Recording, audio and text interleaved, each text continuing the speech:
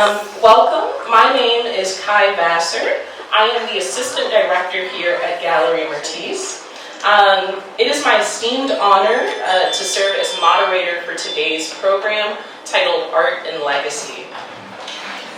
Galerie Myrtis celebrates its 20th anniversary in 2026, marking 2 decades of championing art.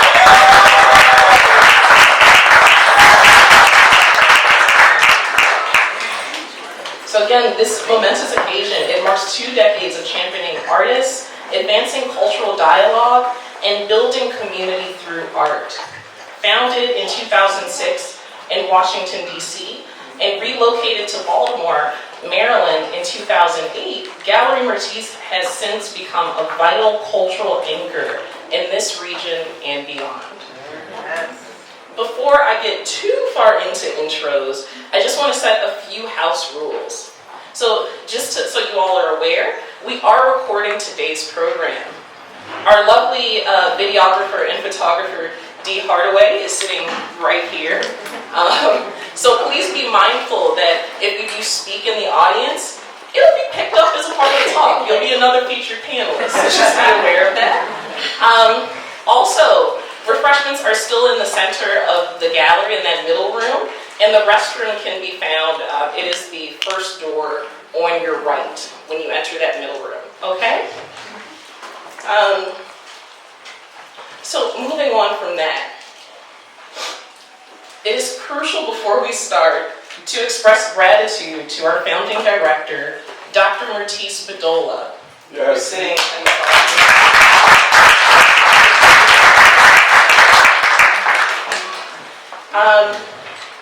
We're thanking her for her steadfast commitment to artistic excellence, cultural stewardship, and the amplification of artist voices from the Afro-diaspora. Dr. Bedolla, it has been a privilege to work in concert, as you always say, with you over the past 5 years. Many may not be aware of the sacrifices you have made to not only preserve this institution, but also to fiercely advocate for the voices of artists on a global scale. I cannot stress enough that my life and that of others have been changed forever. And for that, we are all eternally grateful. So before beginning today's program, the Galerie Myrtis team has a special video we'd like to share.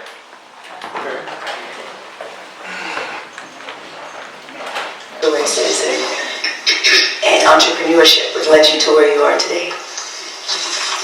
Yes, thank you, Tracy, and thank you all for joining us this evening. I'm Myrtis Bedolla, the owner and founding director of Galerie Myrtis, and I want to thank the BMA for the invitation to participate in the Risk-Taking Women in the Arts series, and I'm definitely honored to be here sharing this platform with the amazing Tony Chapman. So I sit before you this evening as a testament that God can dream a bigger dream than you can dream for yourself. This is not the profession that I sought after. I was going to be a CPA, but I was drawn in a very different direction, one that I am very passionate about and very honored to be a part of. And I attribute that to my grandparents, Luther C. Fuse and Martha, who lived in Aurora, Illinois. I grew up in Chicago. My grandfather was a business owner, and he provided janitorial services and delivery services to local businesses. I spent my summers working alongside him, probably from the age of maybe 10 until my teens, until I got too grown and I wanted to do my own thing.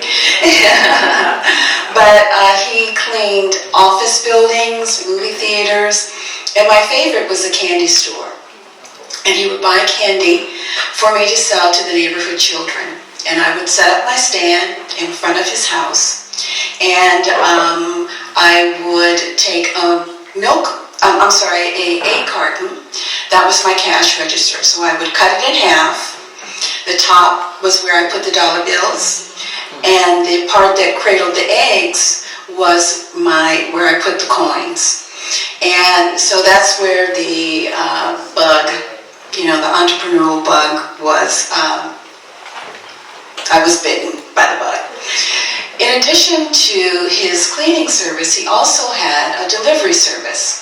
I rode in the truck or van with my grandfather on those days, and we would go to different businesses after their business hours. Then you could leave a package on the door, and I was the runner. I'd run up to the door, grab the package, and then we would take those packages to the post office. The dock in the back was open, but the postman had left for the day. So we were doing these, making our rounds and picking these things up.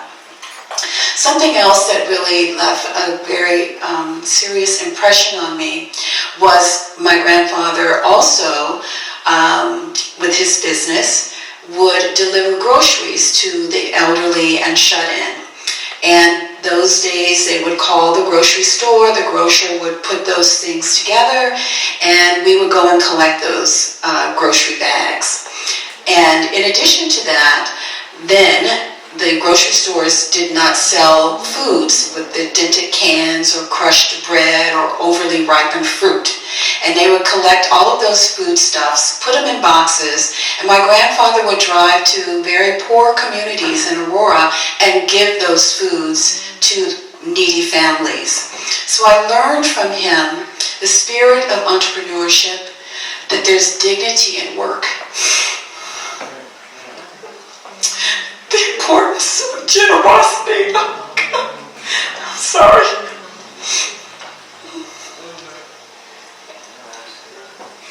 The importance of generosity.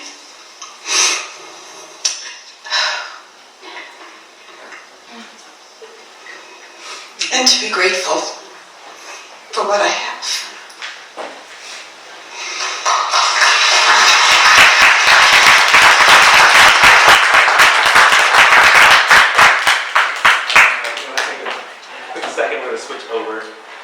I didn't want that video to mess up, so I'm sorry.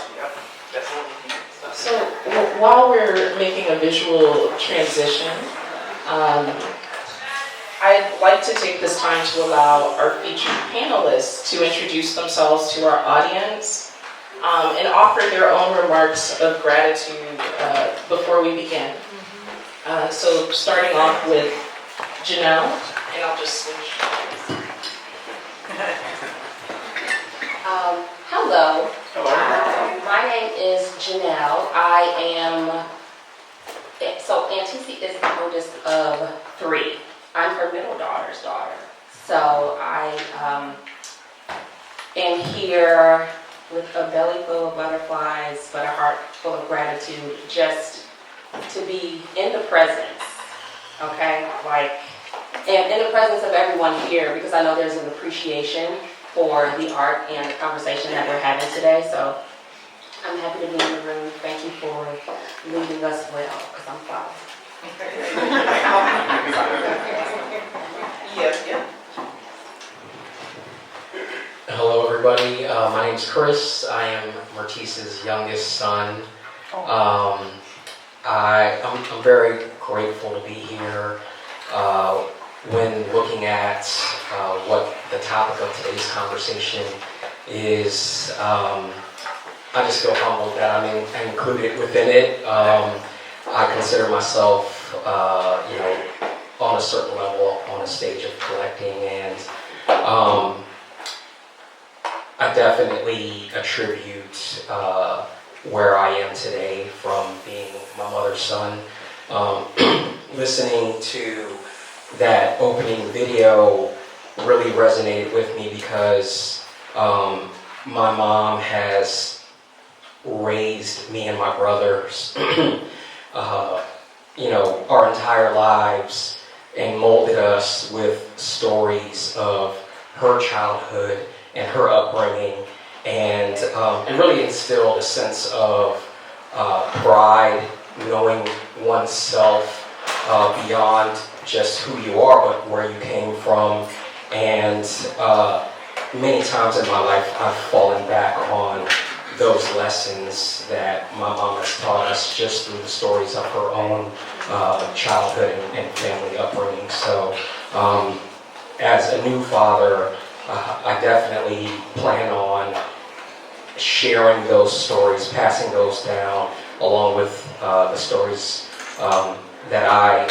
of my life's trials and tribulations and successes, and I'm just very grateful for that.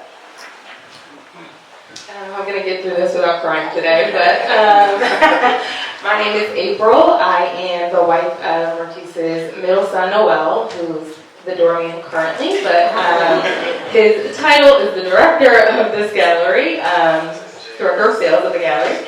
And really and truly, I'm just honored to be in the conversation.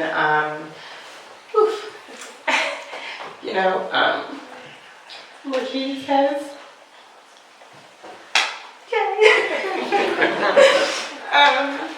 first gifted me the gift of her son, who's my husband, and of 10 years this year, so whoop whoop. Really and truly, it's just an honor to be here talking to you all and really sharing our experiences and our story.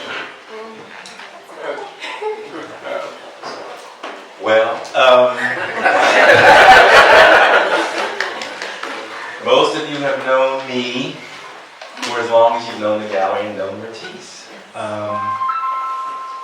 Today, we just feel it's a very special day for you today, and we wanted to make sure that you are recognized and honored by your family. And that's why we played that video. And of course, all of you saw that picture overlay of her grandfather standing by the truck. And I look at that picture all the time in my phone. And, I just want to say, before we begin, how much I just admire everything you've done, what you've contributed to the art world, society, your family, yourself. I can't think, and I tease Myrtis all the time that, she's one of the first people I follow, I actually follow my own wife, the things she's doing and her disciplines and things like that. So, publicly, I say it all the time, but, I'll say it again, how much I love you, and how much I'm just so proud of you and what you've done over the past 25 years, actually, but she's doing this for quite a while. She's like a day over 30. But thank you, sweetie. You're just a wonderful, wonderful person.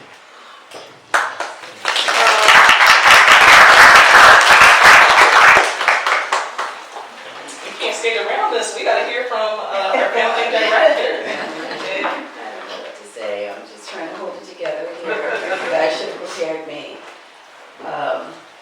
Because my grandfather and grandmother played such an important role in shaping who I am today.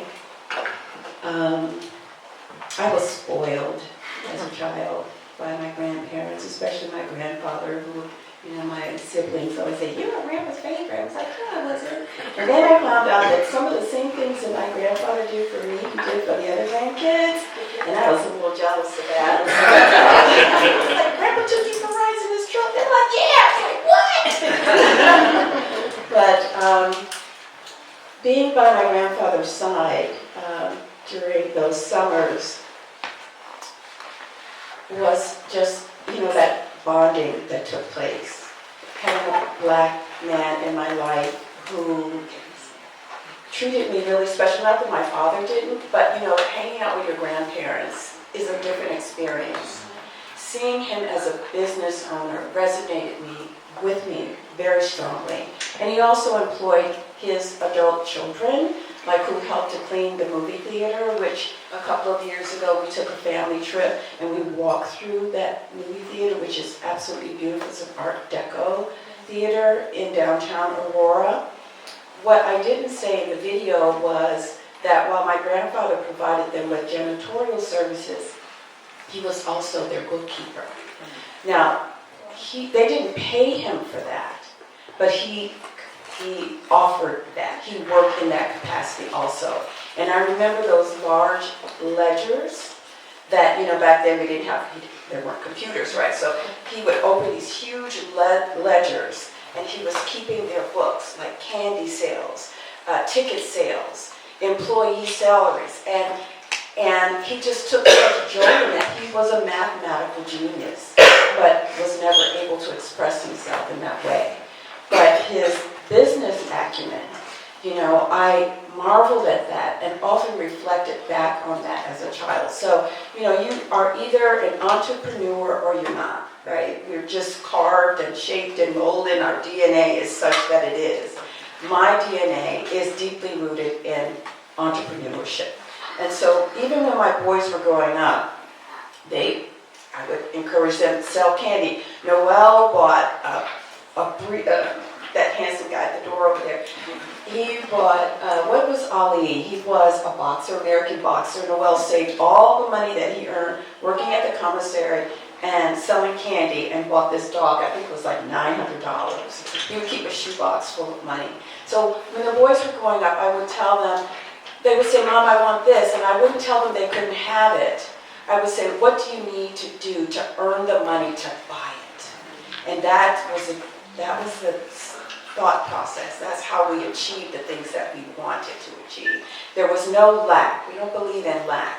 We believe in what it is that you want to achieve. So here we sit 30 plus years later in the arts industry, but 20 years as a gallery owner, looking at someone who came to this industry through divine order and direction. And then once I realized it was my passion, it was, what do I need to lay the foundation for this business so that I can grow it and sustain it, and then pass it on to my children if they'd be interested. What does that take? What's the discipline required to have that vision come true? And then Jenell, she's my namesake also, her auntie. I'm Myrtis Jenell, and she's named after her brother. I just want to put that to her. I'm sorry. No, please don't apologize. Please, nobody apologize to me this morning. So that's a beautiful segue, honestly, into the first question I have for all of you, which is, what type of art surrounded you during your upbringing? This may encompass performing arts, visual, culinary, anything in terms of the arts. And part of why I'm asking this question also is because I know that your family is also deeply, including entrepreneurship, it's also deeply rooted in the performing arts. So whoever would like to speak on that first.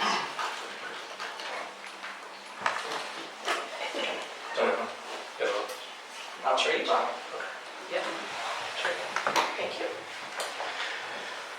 I'll almost ask you to repeat the question. So, what type of art was I surrounded with growing up? When thinking about growing up, I don't even know if I'm grown.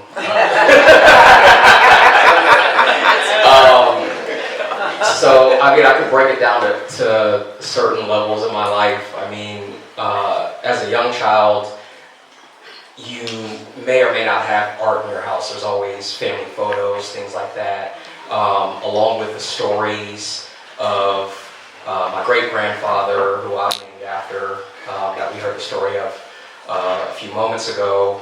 Also stories about my grandfather, who was a jazz musician. So music, to say the least, was definitely a part of the arts in my upbringing. My mom would, nowadays I say take me, but back then it was more like drag me to places like the Folk Arts Festival in Washington, D.C., which they have, I think, every year. She took me to see Chuck Brown perform live there, which I'm very grateful for now, looking back on it, but I don't know if I was that enthusiastic at the time. No, you were not. But I can tell you for sure that every single time I was drugged, kicking and screaming to these things, I always had a great time. And I have those memories to look back on. In addition to that, we had, I mean, honestly, I don't know if they were posters or prints, but of like Charles Bibb's work, and definitely posters of famous jazz musicians like Miles Davis, Louis Armstrong, and some photos of prominent African American civil rights activists and things like that within the house. So there was kind of a large mixture of both arts, as far as performing arts and music is concerned, art in the traditional sense of things that were hanging on the wall, and even to the culinary aspect of things, big cooking households. So I think I grew up with a little mixture of everything around me. I would say growing up, there was a lot of the quintessential Black family art that we had. So, there was a picture of Jesus, amen. He was definitely in the household. There was a photo in the bathroom of just like a church and like a group of women leaving the church that sticks out in my mind. So again, Jesus. And then really something that Chris touched on was family photos. So that for me was everything. It really just encompassed the entire home. And my favorite thing that I used to do was pull out also family photo books. So we'd sit at the kitchen table and I'd be like, Grandma, who's that? Who's that? How are you related to this person? Why does this person look white? And why does that person not?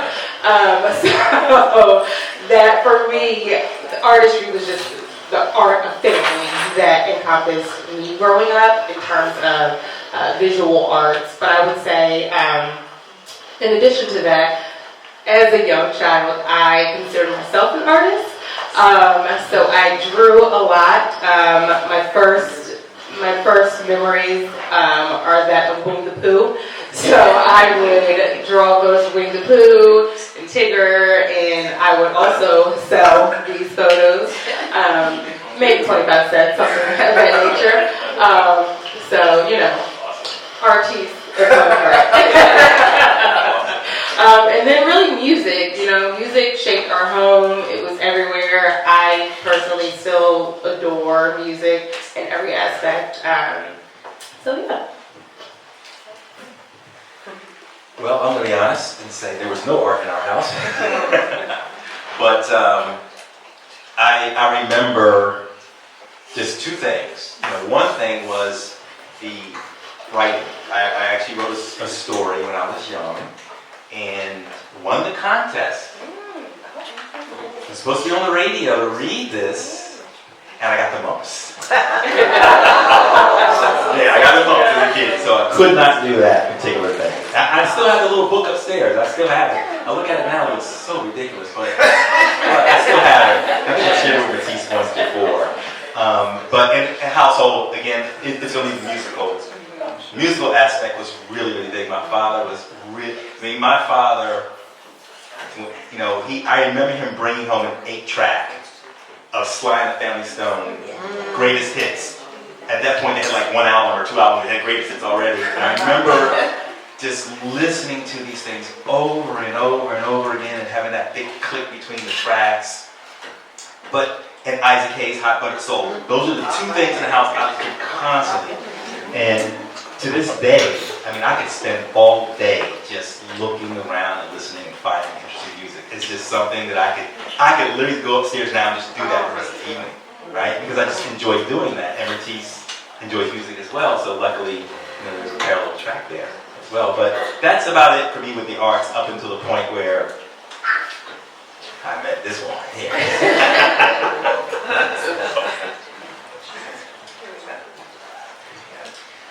In terms of upbringing, I actually remember this very well, hanging in Grandma's house in the front room on a couch that I attempted to jump on. It was covered in plastic. But I say, in addition to visual musicals and like stage plays and going to the Regal Theater. I was born and raised in Chicago as well, so like going to see the Wiz at the Regal. And even like in my mom's house, like having Annie Lee in the kitchen and just being surrounded by vibrancy when it came to like colors. And I was really into like the costumes when we went to different shows and the movement. And then there were like festivals like you were talking about, so going to things like Ethnic Salon Museum or, you know, especially in the summer. Chicago in the summer is, you know, there's going to be something to do, somewhere to be. You will hear music. And it's just, when I think about like just reflecting not only on my childhood, but now like what I want to create, and I'm like, oh, she needs to go to this. Or we're already thinking about like, when you're able to sit still in the musical or at a show. So I think fondly recalling like music, you know, dance and shows, stage plays isn't as much of a thing, but like, you know, just the drama of it all is also very exciting about art for me. So I remember still just looking at this and being taken back to like moments and just the richness that art adds to memories. I guess this is a beautiful segue to Myrtis. Since this is a piece from your collection, can you tell us a little bit more about it and how it, especially when you received it, who gave it to you, all that? Yeah. So Jenell said it was always in Granny's house. So Granny, my mom and Dad, Grandpa Pointer, my dad was a professional jazz musician, played with some of the jazz greats, and he was also an art collector. This painting, this watercolor, the zebras and the Savannah, I'm sorry, description but not title, because we don't know who Andre is or was. You know, my dad just traveled in creative circles, so he could, this person may have been a friend or just, I don't know, because we don't have any information about it. But upon my dad's death, a few years after, my mom gifted this piece to me. She knew that I always loved this painting. And so now it's hanging upstairs. So, you know, some of my early subconscious relationships with art and art collecting, you know, sometimes you're just in a home and you're surrounded by things, but you're not really conscious of it. You know, it just is. Like Black Jesus and John F. Kennedy, you know, they just are part of your surroundings, just don't make note as to, and MLK, of course, you know, right, so we're all familiar with those. Yeah. The direction and passion for, and how the evolution of our art collection as a family took hold once I began operating in the arts professionally. So Chris is right, he grew up surrounded by Black imagery, but it was posters, you know, your typical posters and family painting, family photos, and we did have such a rich upbringing in Chicago because, you know, my parents made it certain that we went to like live performance theater, and the church would go to like theater in the round, so we got to see live. You know, we'd sit in a dinner theater and see live performances, and of course we saw, you know, there was music that surrounded us. And we were the envy of the neighborhood because some of the bands, when my dad was traveling less, they would practice at our home. And so we were the very popular kids on the block because you had like 5 or 6 musicians in the home and this live music, you know, filling the neighborhood, and all the kids would come running. So for a few days, you know, you were just like one of the most popular cool kids in the neighborhood. Yeah, it was off, you know, people move on. I was like, I think y'all are all still the cool kids. And I'm excited to get into some of my questions about parenthood, since each of you are parents on the panel as well. And I've noticed some of the things from you all's childhood you're passing on to the next generation, which is beautiful. My next question for the panel is, collecting is a deeply personal endeavor, unique to each individual who becomes an art steward. what ignited your passion for collecting? Don't all jump at once.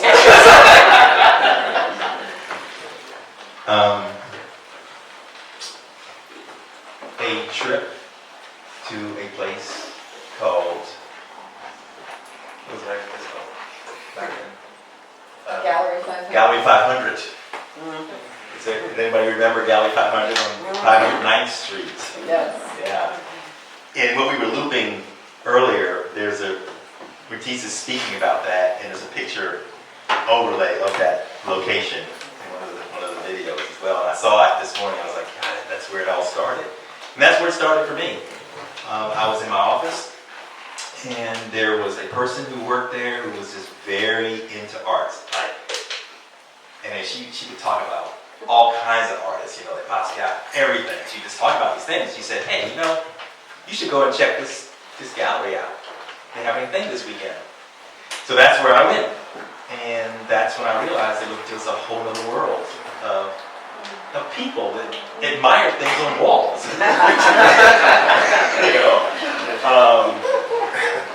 And it was a wonderfully curated show. I mean, it was probably one of the best shows I've ever seen, just having to be curated by Myrtis. But anyway, it was good. And that's what sparked, me into the arts there. So I can leave it at that. Do any of our other panelists have something to add? I mean, even if Myrtis was to an extent the catalyst for you of beginning your art collection, what inspired you to go a little bit deeper? For me, my mom actually started my art collection. So she purchased things and told me, like, this is going to be for you. Or would ask when we were at different, places, either, vacation, and like fairs and that kind of thing. So it was kind of, these are things that it wasn't really a thought. Now it has gasoline on it now, I would say, in terms of just now it being more of a personal experience versus being gifted art. Like my husband, one of my first gifts from him was art, just because it was a part of things that I appreciated. And so I think personally speaking now, as really having a collection of my own, and even being called collector is, I think, still something I'm Getting used to. Yeah, getting used to. Uncle Alex said we were sharing and just in the gallery one day, he's like, oh yeah, and she's also a collector. I was like, I am? I think I am a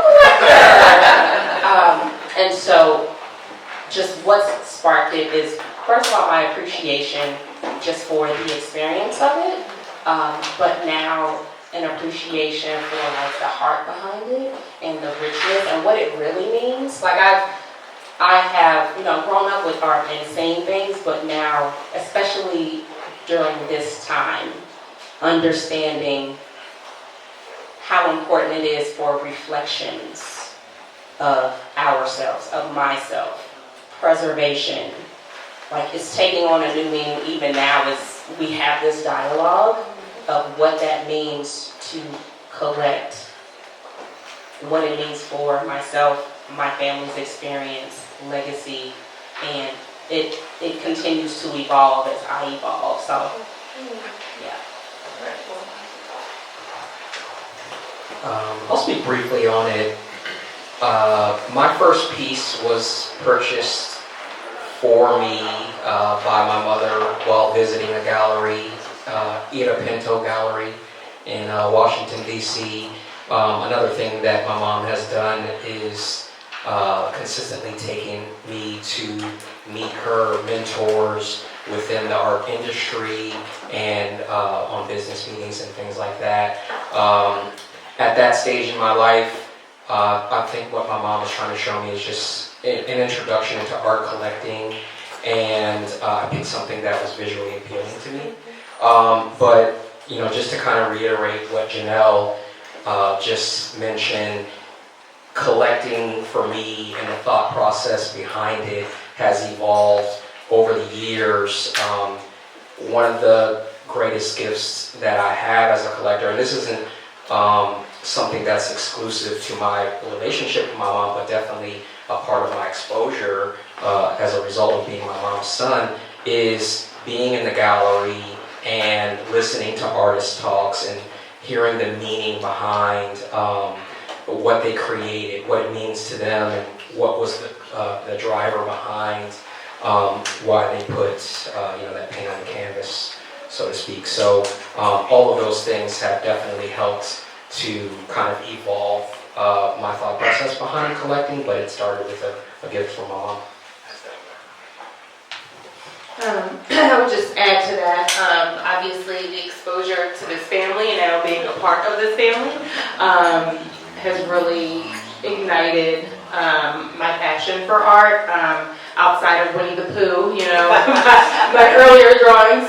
So my love of art and just the vastness has expanded. And really and truly kind of to piggyback off of Chris, I feel like earlier on you're exposed to the art and you feel like it's so far away, right? Like it's not attainable. And for me, just over the years, like it is, right? We were having a conversation the other day of just like, you're attracted to art that moves you or like that's visually appealing.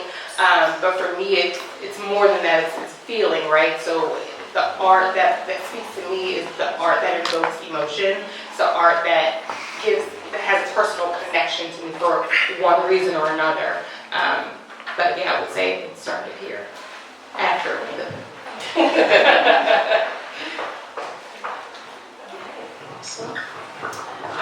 That kind of leads me, this is a great segue into my next question, which is largely about how you all find new artists. I also have like a follow-up to that a little bit, but let's start there. How do you all find new artists to add to your collection? I mean, I would just say, obviously socials, right? Traveling, exposure just to different countries, different groups of people, but then, the obvious answer is the gallery, right? Outside of that, I would say traveling and just new experiences, meeting new people, and then the World Wide Web is obviously a great tool as well. Awesome. And before y'all switch over, I want to emphasize that travel right there, because how many countries have you and your husband, Jenell Bedolla, who's our sales director, how many have y'all traveled to, and where are you planning to travel this year? Wow. You would think that I know, but I don't. I actually have no idea how many countries we've traveled to. We've traveled quite a bit. Maybe like in the 20s, I don't know, maybe more, unclear. I'm going to sit down one day and count. But we, all took a trip to Morocco just this past month, and next month, Noel and I will be traveling to Japan. Thank you so much for sharing. Yeah, so how do I find artists? I will start with social media as well, but so what I do is I may see an artist in a gallery and I'll follow them, but then I see who they follow, because an artist who I admire's opinion means a lot to me. So often artists will repost other artists or follow them, comment on their work. So if they have the eye to create this masterpiece that I believe that made me follow them in the first place, that's a pretty good place for me to start. In addition to that, I like to be a tourist in my own city. So, I'm in Upper Marlboro, but I like to visit the Smithsonian frequently, come to Baltimore and visit museums, and just take note of the artists that are on display while visiting museums.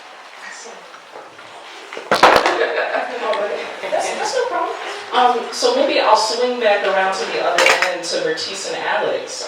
This is a question we get quite a lot at the gallery. How do we find new artists? Would you like to offer any feedback on that? Yeah, so that's a good question. How do we find new artists? I think we do like recognizance. We're just kind of quiet about, studio visits, and you and Noelle have been really helpful. I am not a social media person, but the two of you have really discovered some great artists that we have worked with, because we try to keep our hands on the pulse of what's going on. And I'm so deeply, rooted in contracts and planning. And so, with the help of Ky and Noelle, they really help, with looking at the landscape of who's out there. And we have, we have a really strong roster of artists. We are extremely busy. Many of the artists on our roster have major either museum or solo exhibitions coming up, and I'm talking about outside of the gallery. So we have one artist that has 5 museum exhibitions coming up, 3 major public art projects that he's juggling at one time. And so while it might seem quiet when you're outside of this building, there's a lot of activity that's going on. But that comes by way of our commitment to our artists, working really hard daily, because sometimes, it's 24/7 in here for me at least, to build and sustain their careers, and, finding new artists. And quite honestly, there are fewer galleries than there are talented artists. So we have an advantage in that we've been around long enough that we have a really good reputation in the arts. We treat our artists really well and very respectfully. And as a result of that, artists talk. And so, they share their experiences here with their peers and their contemporaries. And as a result of that, we are always being approached. I wish I had a magic wand and I could, increase our staff 20-fold, because we have to turn away so many talented individuals because we just don't have the capacity to, just take the number of artists on that we would like to. I mean, there's several in this room, we would, but again, you may not make it to our roster, but we're thinking about you. How can we bring you into the fold? Which projects are we working on where the artists that we represent, we need to look beyond our roster and see who else we can bring in to support whatever the effort is.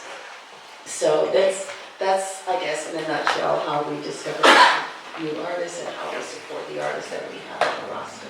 No, thank you so much. Thank you. And that leads to my next question, which is, who's the next artist each of you may be looking to collect?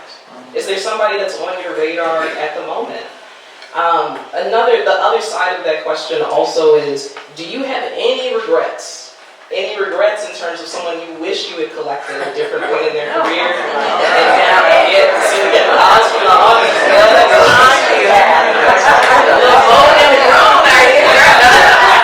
That is a shared sentiment. So whoever would like to start with that question, again, maybe the front side of that. Is there anybody that's on your radar right now? Yes, Damilar is one of the artists that the gallery represents, and that is the next piece, Damilar. That will be the next piece that we will acquire. It is a rule, and we will follow it. Outside of that, you said any regrets or regrets, as I lovingly call it. Many, plenty.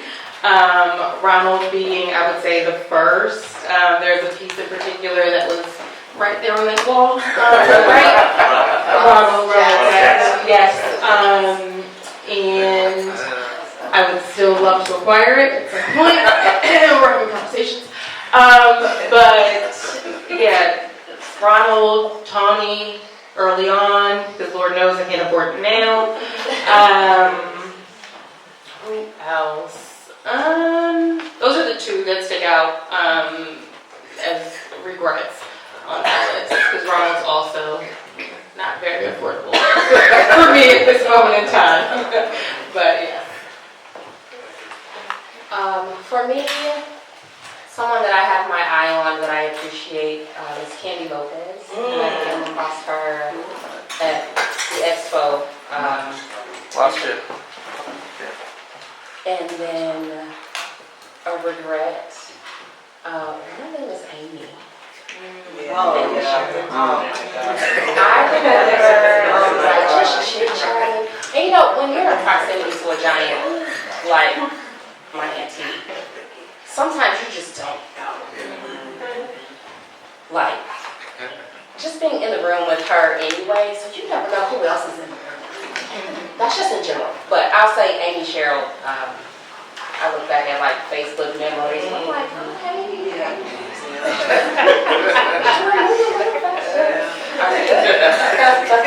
No, that's a general sentiment between long-term clients. Is they're like, I wish I got that Amy when Amy was still represented by the gallery. So if you all don't know, we were one of the first galleries to represent her when she was still here in Baltimore. So incredibly proud of the solo exhibition she's having currently up at the BMA. Yeah. All right. Yeah. So I'm very bad with artist names. I organize like things that I like in folders on social media. So I have a artist to collect folder on there. But many of the artists that I'm interested in purchasing are actually artists that I already own works from. And that might be going from a print to an original. Obviously, when we're talking about regrets, none of us on this stage are saying that we can't purchase, a piece of art that we didn't get at a certain time. We're saying that we could have got it when it was less. So, at a certain point, going to Morgan and living living in Baltimore with my mom while the gallery was running here, I did see those artists come through the gallery. I did see Amy Sherrill's piece hanging on that wall over there, of course, I would definitely call that a regret. But yeah, I mean, Ronald Jackson, and definitely Stephen Towns. I would say that I could have personally afforded a Stephen Towns piece, but I regretfully didn't purchase one at that time. I still would like to purchase a Stephen Towns piece. All right. Alex and Myrtis.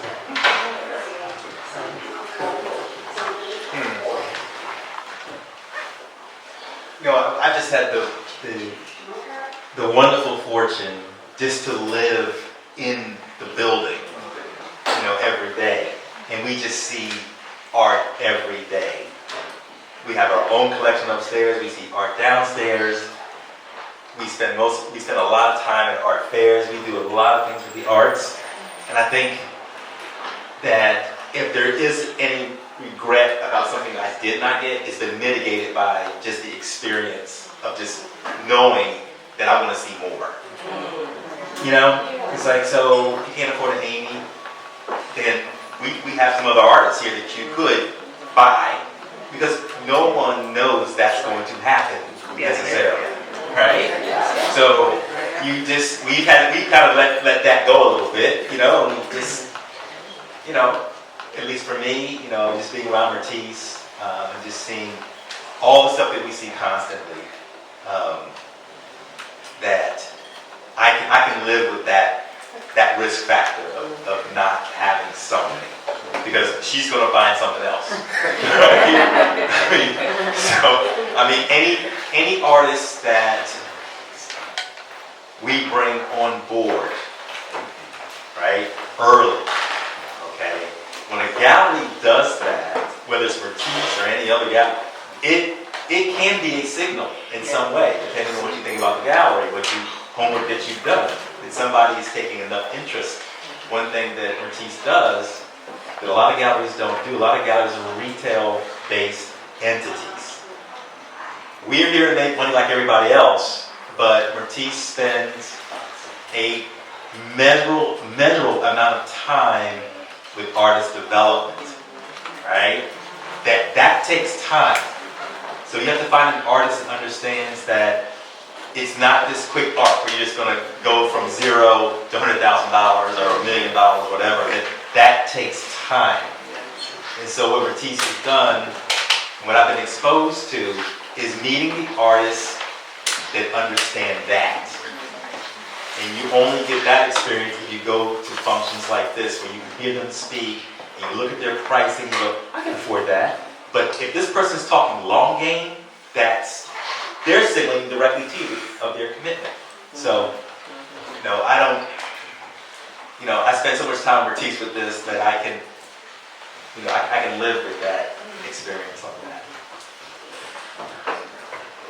Well, my sentiments are slightly different because I do regret not buying an Amy piece painting, and fortunately we're still good friends and we hang out. But there was an important lesson in that because I had my eye on the piece, and I was thinking about that this morning because I knew this was going to come up.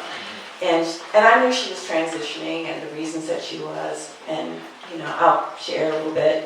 Everyone knows she had a heart transplant. She had a lot of medical bills, and we were struggling to sell her work. And she's like, I've got to leave the city because I have to go where my art is appreciated. So it was never a personal thing between the two of us. It was, girl, I know what you got to do, what you got to do. And so I knew before it was announced about her meetings with Barack Obama and Michelle, and she was calling me and giving me all this good news about the Outland Portrait Contest, which I encouraged her to apply for. So, and artists come and go. Sometimes Galerie Myrtis is a place where your career is launched, and then you may outgrow us. But for the last, I don't know how many years now, the artists that we have on our roster now have been with us for 15 years or sometimes more. But the gallery has grown too. We've evolved since that time also. And so, with that, our positioning in the marketplace is far different than it was when we were representing Amy. But I do regret not buying one of her paintings. And that lesson, there's always a lesson in moments like that. And the lesson is, if I'm devoting my time, money, talent, energy into developing an artist's work, I need to invest in that artist.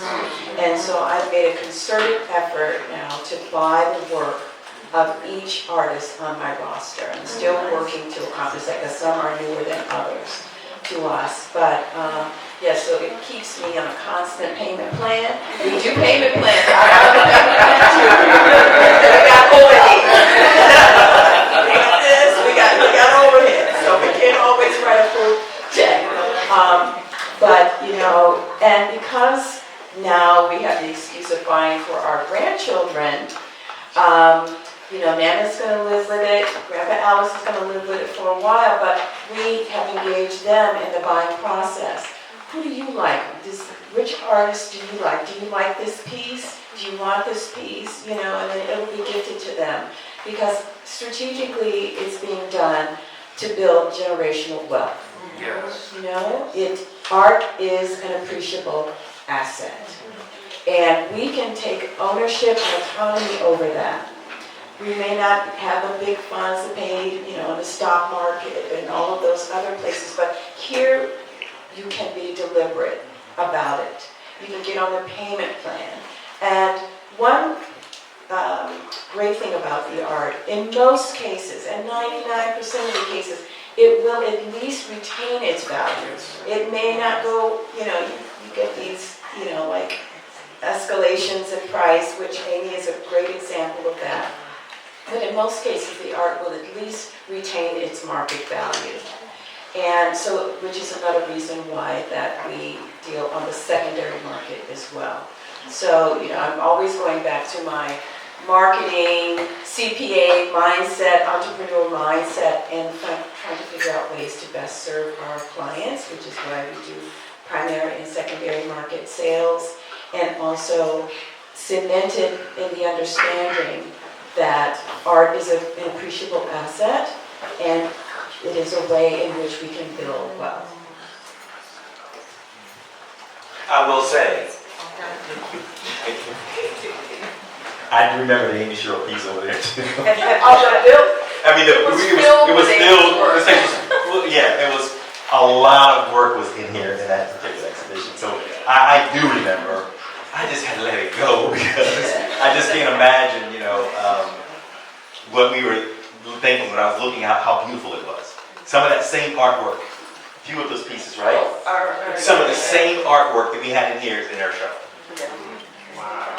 Yeah, so, yeah.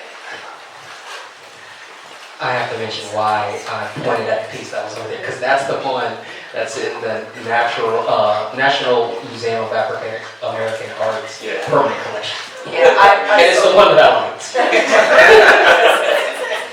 The piece is Grand Queenie. So if you go to the Smithsonian, that piece, that was acquired through the gallery. So I placed her work in a lot of institutions, and I was just in Dakar, Senegal. We are a gallery partner with the U.S. Department of State, and so we've sold several works to the State Department.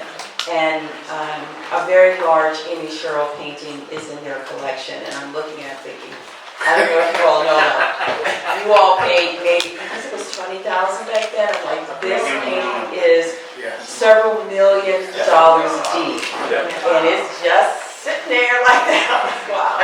So, We probably had $200 million worth of art in here. Not In today's dollars, in today's dollars, yes. Just sitting here, and we couldn't move it the same way we did. Yeah. Anyway, forget about that stock tip. Let's move on. No, that's a great transition. Just again, Art of the Collectors is up through April 18th. You potentially could have your next Amy in your home. So that's but that's a wonderful transition into talking about each of your individual collections, I think. So if it's all right, I'm going to move into Jenell and Jenell Steele's collection first. So Jenell, works from you and your husband's collection contain inspirational imagery deeply rooted in African American history, which you can see through the Stephen Towns piece, which is up. Could you elaborate on the significance of serving as a steward of these important histories? I think I would just begin with art speaking and having it almost whispers to you. It's like, oh, come here. You the one. Come on over. Because typically I'll say the resilience just of us as a people. So speaking to, and I'll just share a little bit about the time, and so much of what you're going through or what your life experience is as you're with the work, right? It can impact the dialogue that you have with it. And so this piece is actually very healing for me at this moment in time when it was on the wall over here. It was speaking to a journey, really represented by the butterflies, but also by, and this is Nat Turner was the show, but speaking to resilience and restoration and taking ownership of your journey and understanding that while struggle, right, while worry, while sorrow, many things can be true at the same time. So there can be all of those things and still hope and still vision for the future and still inspiration to take the next step. And so we were battling health as our journey at that time. My husband's health specifically And so, but the hope in that hat, honey, and just the journey and his eyes in that piece.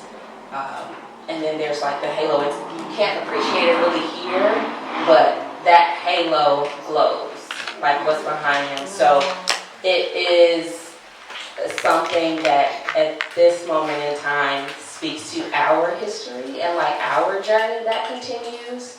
And so I think the preservation, the appreciation, the resilience, the determination, all of those things, even when I'm having moments now, like that was the chapter of our life that we were managing then, and there's always a new journey, okay?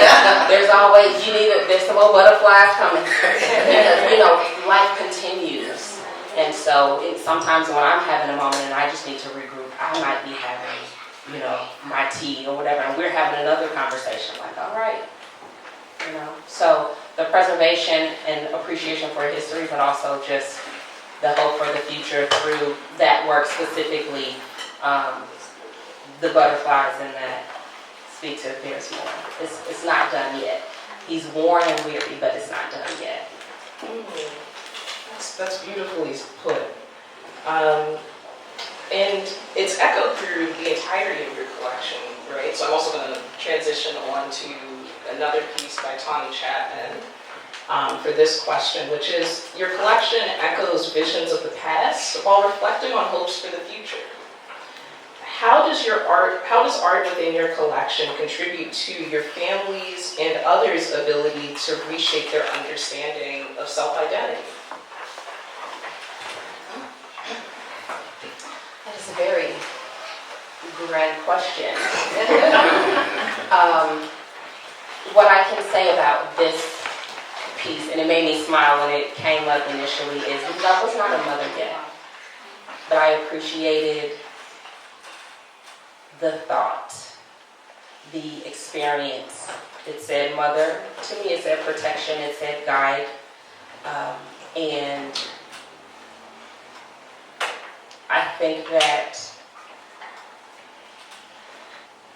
I'm trying to not go too far off because my emotions came when I actually looked at it. But I think having my own experience and other people being able to have their experience, because we all meet the work at different times and at different points. And so there's an appreciation that I have for my journey, but there's also the opportunity for others to experience what it is at that moment when they're being met by it. So most of them are deeply personal in the sense that they speak to me, they speak to us as a family, and I hope that they speak and continue to speak to others as they interact and have the opportunity to experience. Oh, thank you so much. Thank you. Especially for sharing what it's been like for you evolving as a person with your collection. Like that's beautiful. I'm going to ease on down the road.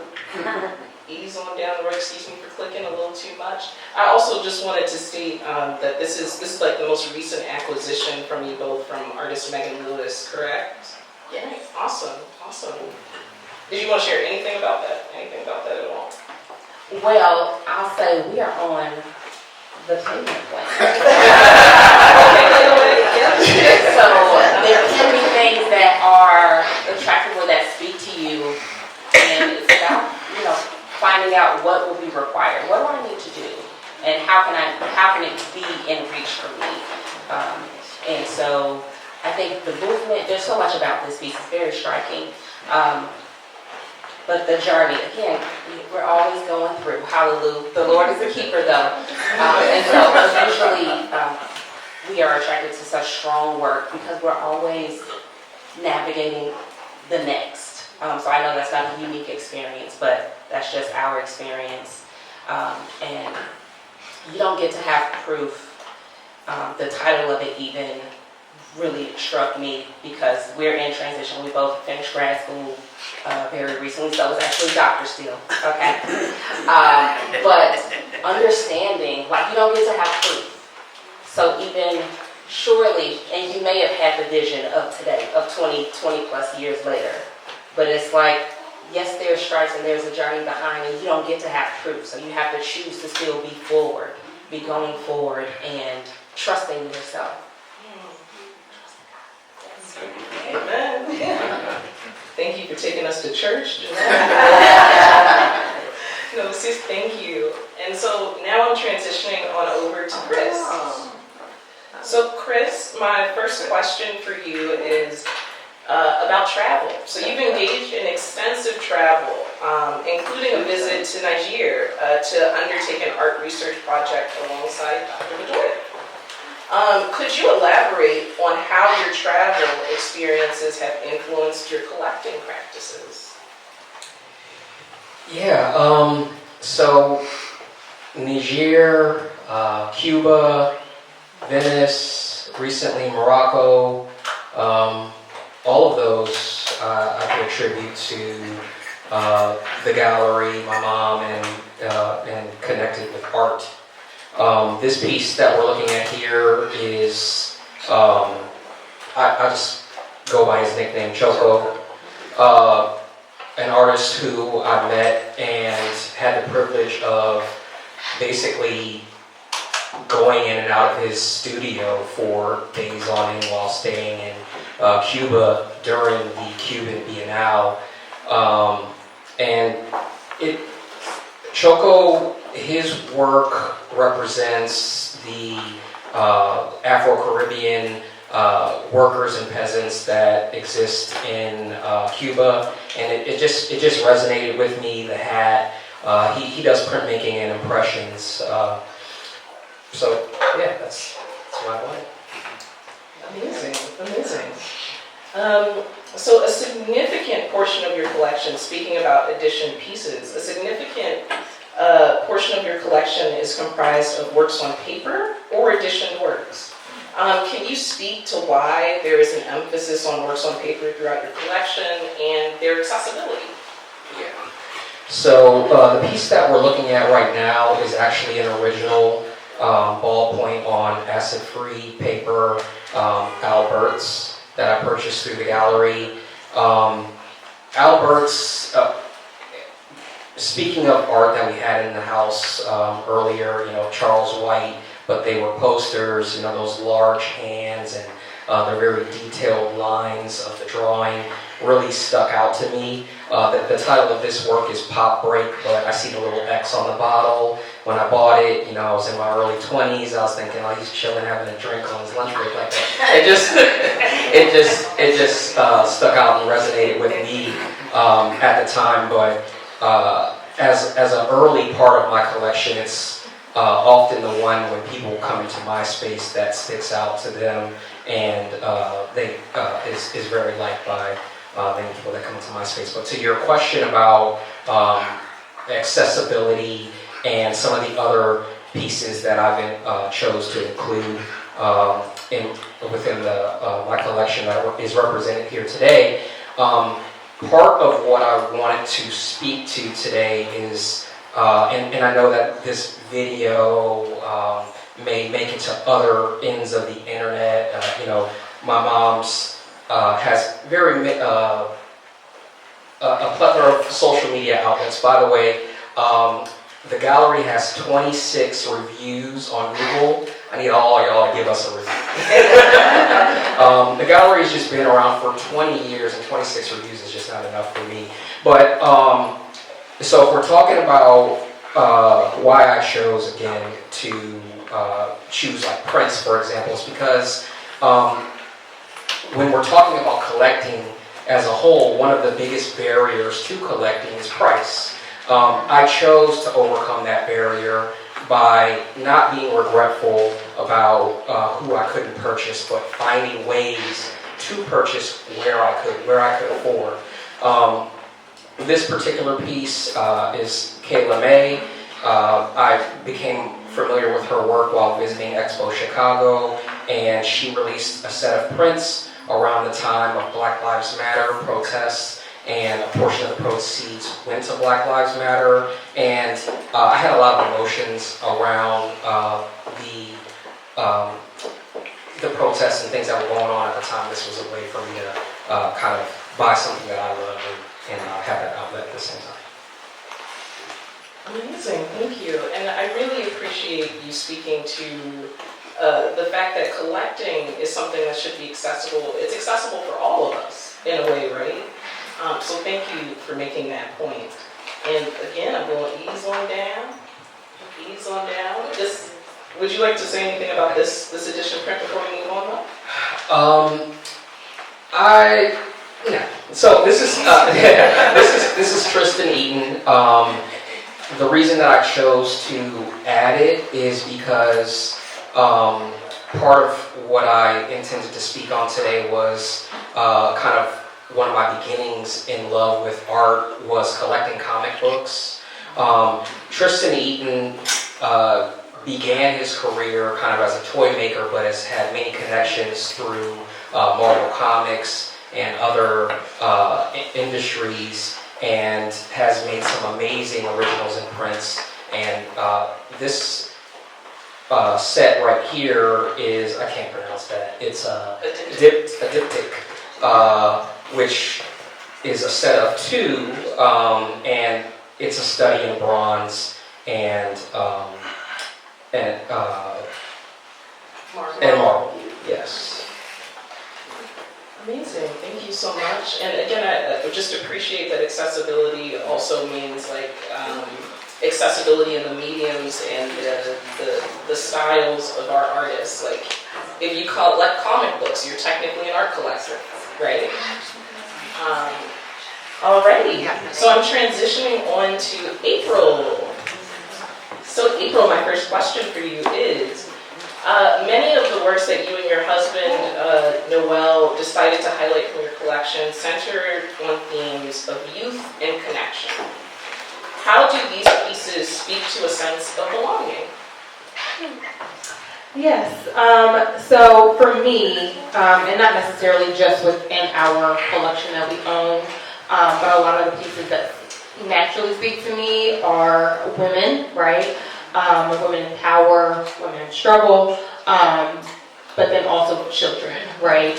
So along the lines of your question, youth to me just symbolizes joy, right? Your inner youth, your inner child.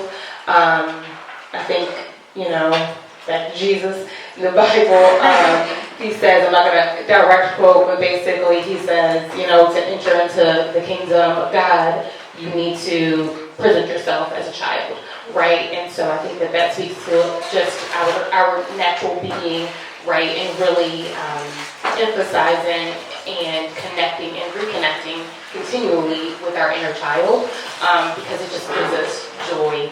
And then to speak to, on the flip side of that, our actual children, right?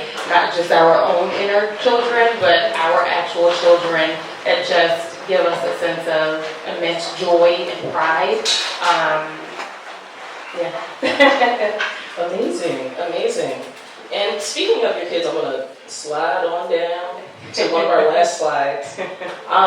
One distinctive aspect of your collection is the fact that some of your children have been portrayed by artists. How does the experience of parenthood influence the selections you make for your collection? And also, what has it been like to witness your children being immortalized through artistic expression? Good question. So the piece here is of our youngest, Pilar. And this to me feels like yesterday, like literally. I don't know how many years ago it was. I feel like maybe only 2024, so just a few years ago. However, she just turned 14. So this piece that you see, the likeness of Pilar that you see is not the Pilar of today. So that in and of itself is emotional for me. So Pilar had this piece done by Noel's uncle, which it was such an honor and a pleasure to have done. We were all there, when he began doing this piece on her. It really just invokes just a sense of peace for me, because you grow up, or they grow up so fast rather, and I know obviously we hear that time and time again, but it is the truth. And so, like I said, this piece alone feels like yesterday, but to your point, she'll forever be immortalized. And so she's still my little girl. And again, the 14-year-old who might have a little bit of an attitude today is not the young girl that you see in this piece. So I will forever have that piece of her with me. The piece that is not in our collection is a piece that Monica did of Emmanuel. We just acquired this piece by Monica, so just finished paying that off. Payment plan. But yes, she did a piece with Manny as the muse. I would probably say that as a regret as well. I know that was not your current question, but earlier, we went to earlier, and that really and truly the reason why we did not acquire that piece that she did of Manny, that's embedded in my brain, yes, that is my 19-year-old son, is because we talked about it and we were like, we would love to have this piece in our home, right? But we also thought, how cool of it to have Manny like be in someone else's home, you know, in a different state, in a different city, and have someone else appreciate him and his likeness and be able to connect with it in a different way than we would, right? Because it's our child, so it's completely different. But I think it's very special to have your children be immortalized, and really for me, it's obviously personal, but it's a way to forever hold them in your hearts as that young child that they once were, that they are no more. Well, thank you. I mean, I think that just hits on the point that you said, as well as other folks on the panel, about like art has that power to transport you, right, to these moments in time that it's one of the only ways we can time travel to an extent on this plane. So that's beautiful. That's beautiful. All right, Alex. No, I got questions for you. I promise I have one or two for you. So, since the inception of the gallery, you have consistently supported Dr. Bedolla's vision of establishing a space that holistically nurtures creatives. So I'm gonna take this moment to kind of spotlight the fact that before the gallery had employees like myself or Noel, etc., that Alex was the person that was always by Myrtis' side, assisting with things like install. Even there are people that even have come into the gallery and told me, "Hey, Alex put that piece of art up in my house that I bought 20 years ago from no." I'm like, "Oh, that's beautiful." Could you elaborate on your experience in assisting your spouse's vision? Are there particular aspects of the gallery's journey that you believe deserve greater recognition? No, I mean, I've enjoyed all the time that we've spent together, building we call it practice. It's just been, I just can't think of, I could not predict Amy Sherrill. I couldn't predict what my life was going to turn out to be like, right? But it's just been the most remarkable experience I've ever had. I cannot believe that I walk to work every day and I think about these things. And I tell Myrtis all the time, I walk out, as soon as I get to the sidewalk, I say a prayer for her, right? Because I'm leaving the house, and she's here. And I say a prayer for her to have a good day, and for me to have a good day, and for the gallery to have a great day. Just the day-to-day experience of what's gone on for the past 20 plus years. All the hard work, and Myrtis tells a story when she's, in one of the videos, she's like, I may have to get a job. She says that in one of her videos because, when you start up, this business is hard. This is not an easy business to be in. So many people want to say they run an art gallery, cocktail parties, and it sounds so great. It sounds so wonderful. People go, oh God, you're an artist. Let me be around you. Now I would say, if you're a teacher, then you obviously love teaching, right? Because teaching doesn't pay. But you care about the children, you care about their future, you care about what you do, and you take pride in your work, as Myrtis said earlier about her grandfather. This type of business is that. You have to love it. Myrtis loves this business, right? That is contagious, right? I can't help but enjoy what she's enjoying, you know? So, for me, it's just been the day-to-day experience of watching Myrtis build the practice, being involved in it, you know, watching family members become more involved in it. And, you know, I would not trade it for anything at this point.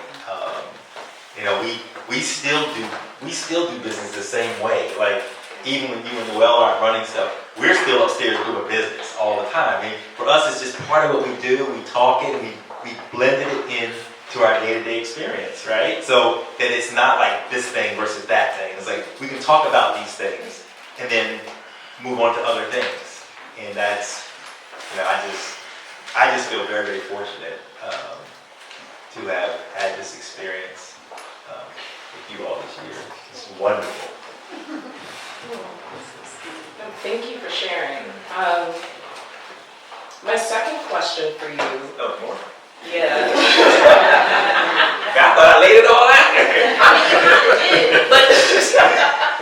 But I do want you to speak a little bit more about how life has transformed for you in a way. So, just going back to art having that unique capacity to transport the viewer to specific moments in time, and both enhancing and even transforming these moments for you, right? How has art evolved your perspective on both life and family?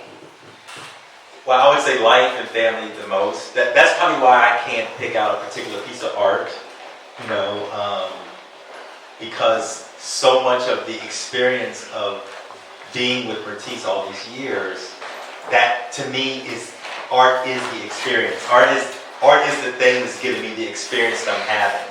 Right? So I can look at any piece, and I know if Myrtis wants to put it on the wall, it's worth putting on the wall. If she wants to deal with the artist, it's worth dealing with the artist. To me, that's my artistic experience, right? So I don't have a feeling like just one piece. It's everything that we're doing is part of the practice, is what I enjoy the most out of it. Well, thank you again. I mean, and even from you all have been kind enough to show me where you previously lived, the transition even from that to you quite literally live, like you said earlier, live with the work. That's very different than how other galleries function, as I'm sure you all as an audience know. And I'm moving on over to the end, our last but not least, Myrtis. I have a couple of questions for you. So, Galerie Myrtis has achieved a significant milestone celebrating 20 years of operation. During this time, the gallery has set historic precedents, including participation in the Venice Biennale in 2022, collaborating with Christie's New York Auction House, launching the careers of prominent artists such as Amy Sherald, and many more. Could you provide insights into some of the most rewarding and challenging aspects of sustaining this cultural institution? So, I think, yes. So, amongst the most rewarding is knowing that what we do here in terms of equity, diversity, and sales is supporting many Black families and people of color. I call it the BAC, the big ass check. So that's one of the things I take greatest pride in. It's like writing a large check or a check to one of my artists and knowing that that is supporting their practice, their families, their lives. And I take great pride in that. And I do it with the utmost immediacy because I feel like if I don't take care of them, then it blocks the flow. so to speak. I believe in, the alignment in the universe, right? So, and I also have a real sense of responsibility towards my family. Like now my son works for me, and I take great pride in that. And as a result of his being involved in the art, he has established his business, which is Collector's Choice, which is a art transport business.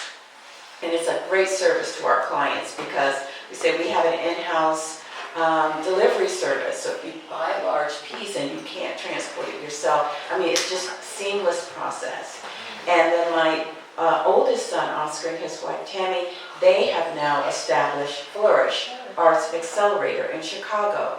It is a nonprofit arts organization where they provide grant funds to emerging artists and help them launch their careers. We talk about how difficult it is for any artist, but in particularly artists of color, to launch, to get started, to emerge, move beyond, just to get started. Sometimes you can't even emerge if you don't have a start. So they're into their third year this year. Last year, Nick Cave was one of the artists who came very generously, committed his time. He is one of the most humble, generous human beings that walks this earth. And I'm telling you, artists who have reached the level of prominence that he has, they don't all carry that same personality. Sometimes that ego walks in a room before the individual does, but Nick is not like that. He was so kind and giving towards them. And he knew that he was a draw because they're having their fundraising events to raise funds. So what I'm aiming to establish is an art legacy and a dynasty. I tell my boys, when I leave this earth, I want all my children to be wealthy. I didn't grow up with great wealth, but I saw in my grandparents the ability to do that, to achieve that. And so I'm very mindful of that because I don't believe in lack. So whatever the universe gives to me, I've given my boys art as gifts. I just bought a piece for my youngest grandson, Elias, who is not here today, so I'm mad at his parents. But I just miss him. We've been away, and I haven't seen him in several weeks, so I'm having a withdrawal.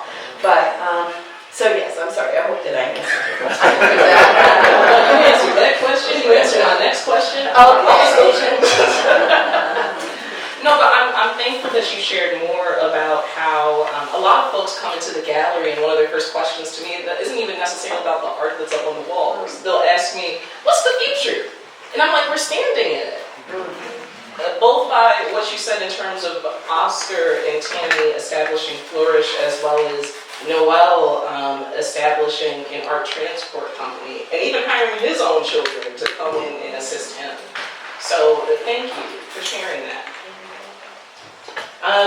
My final question to you before we move on to the Q&A, so audience, get your questions ready now.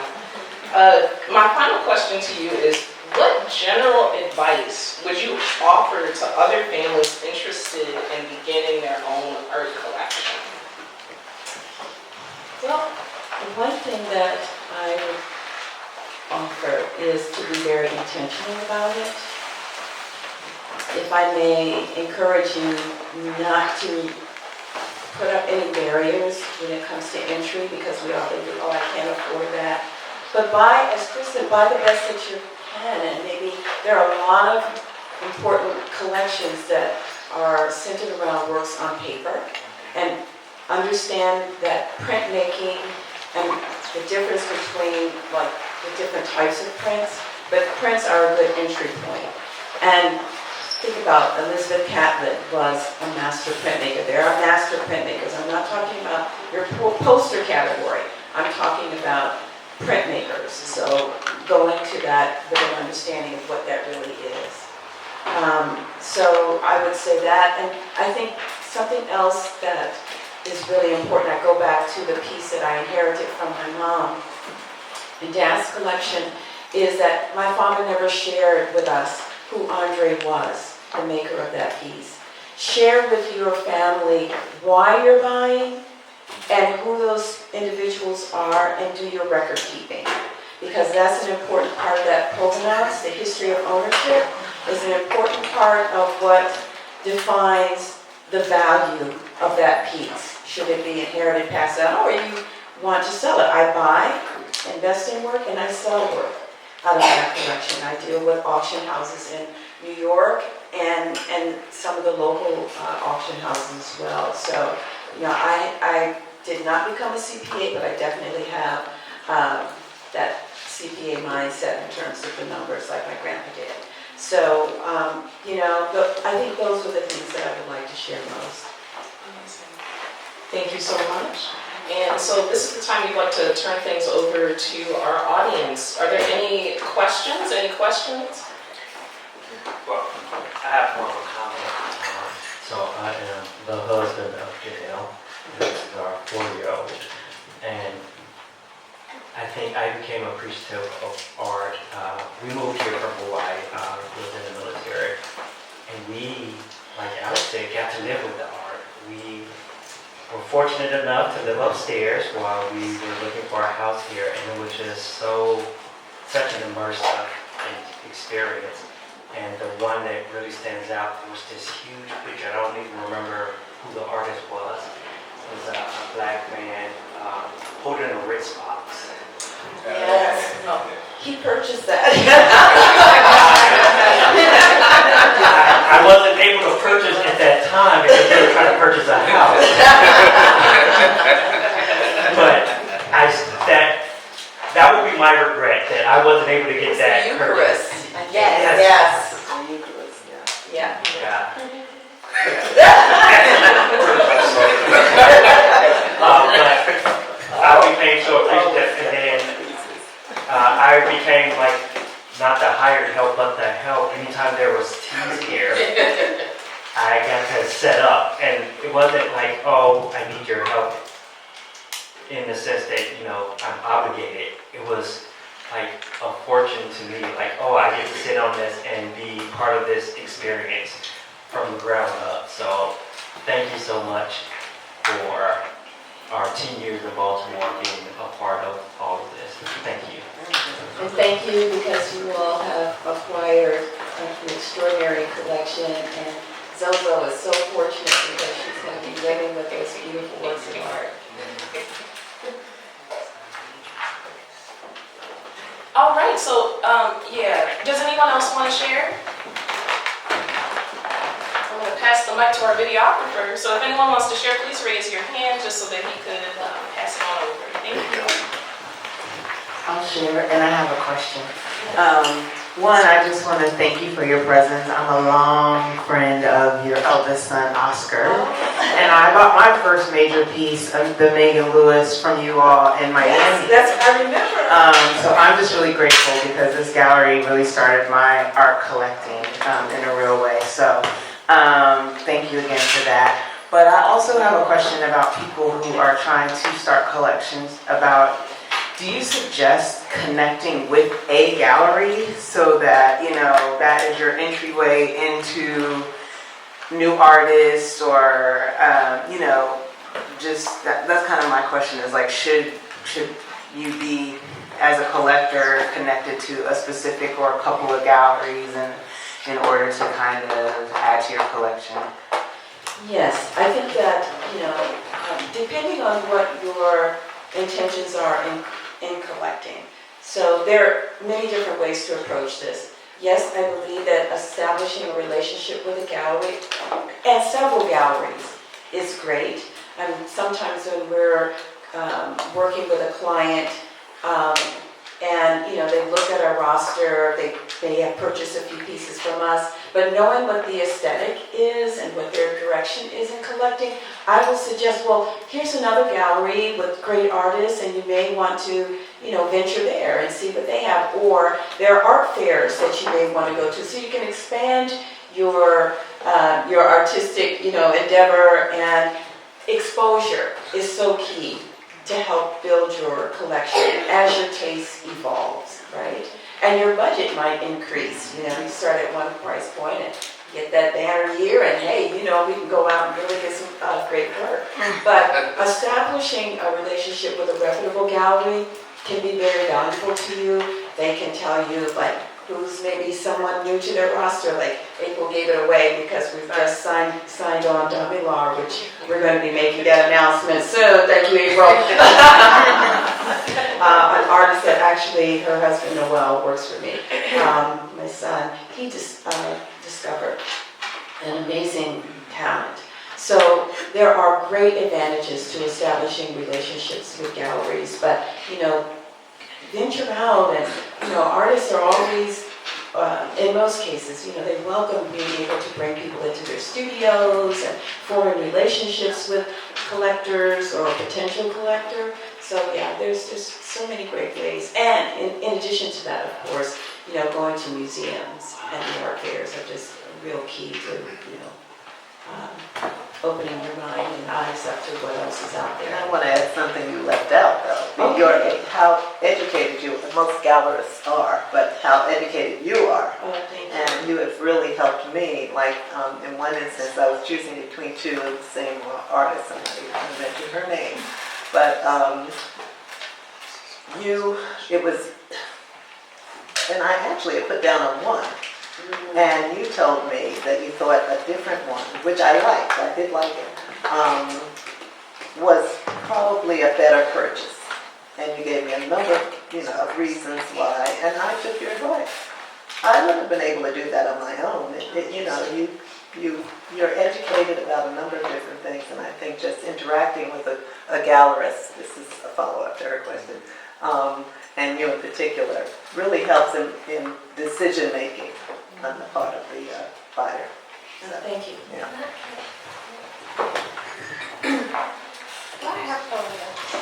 So this is in line, I think, a great follow-up to this, both of you all, in terms of how do you decide what artists you're going to take on?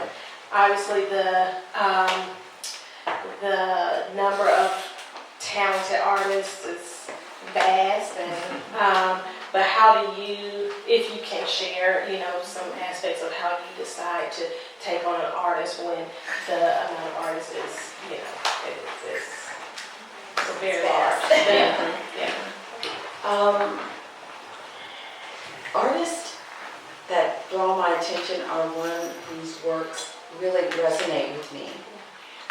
Visually, I'm looking for powerful, like, imagery, storytelling, authenticity, originality, proficiency, commitment to their careers. We don't represent hobbyists here. Like, artists that come in and say, well, I created something 5 years ago, and you know, will you represent me? Or you make a really bad comment about, you know, I got all this junk in my garage and I want to get it out. I actually had someone approach me that my wife was mad because I got all these paintings in the garage. I need to get that junk out of there. Can you? So did somebody tell them I'm a junk? You know, be mindful of how you express, you know, yourself before a gallerist who could have potentially decided to want to define it as junk. And I was going to say, there's nowhere else to go with that conversation. But I think that if you know, the more you become exposed and engage with the artist here, you'll see that we represent, you'll see a through line. And it is excellence in execution, very storytelling and materials. They're not afraid to experiment and come with something new and dynamic. I mean, Ronald Jackson's going to have a solo exhibition here this summer, and you all may not have seen what he did, what he created for us at the Armory, but Ronald, if you can believe it or not, has taken his work to another level. So we don't want our artists to become stagnant. We want them to continue to, you know, he's one that, and we always encourage this with all of our artists, take time out to produce, to imagine, to experiment, and then bring it. And that's just like, have you all seen Tawny's show at the Women's Museum? Were you not surprised? And I mean, and then that was 2 years of research, study, writing, travel, and that's how we operate. So it may, again, it seem like it's quiet, but it isn't. And that process, our relationship with the artists and giving them space to do that is why the work turns out to be so magnificent, you know. And so those are the things that kind of draw me to the artists that we represent.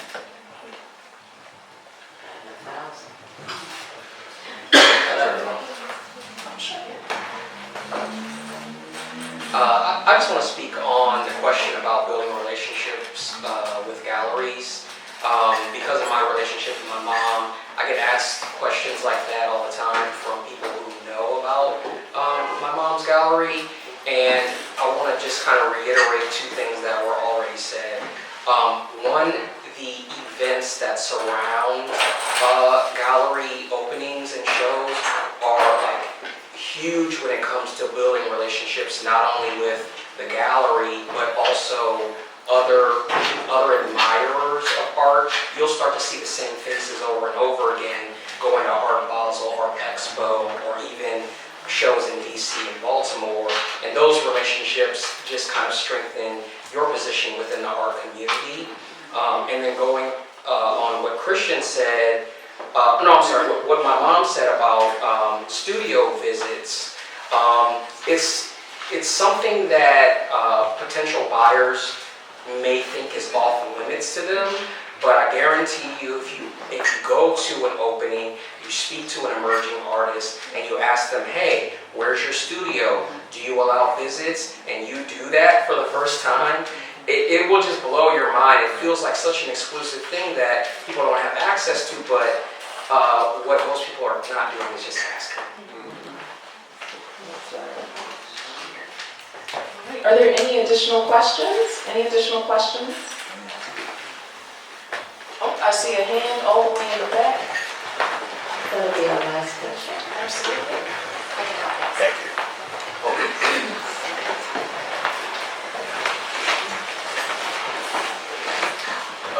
Thanks. I would be remiss if I didn't take this opportunity to publicly thank Myrtis for all that she has done for me as an entrepreneur, artisan, designer, etc. And Alex, words of wisdom, always back all this time on and reflect on in times of important decisions. One thing that really was a turning point for me. Several years ago, I took a course that Myrtis taught about basically knowing your value. And it was wondering if the gallery had any intention in putting something together for like art appreciation, put into a course or I would say a series like this around art appreciation. That's a good question. At one point, I was teaching on community college campuses in Northern Virginia and beyond, offering artist development courses. I've written books about that, and that was part of the curriculum. And then art appreciation for individuals who are interested in collecting. I've been asked that. So that may be something that I embark on in 2027 as Ky and Noel take on a greater role in running the gallery. There's projects that I've been wanting to commit to, and just the day-to-day operations of the gallery just continue to become all-consuming. So I'm working on some independent curating projects with museums, and as a result of that, the two of them are going to take on greater roles. So the answer is yes. And so just stay tuned. Thank you for the question. Alrighty. Well, thank you, everyone.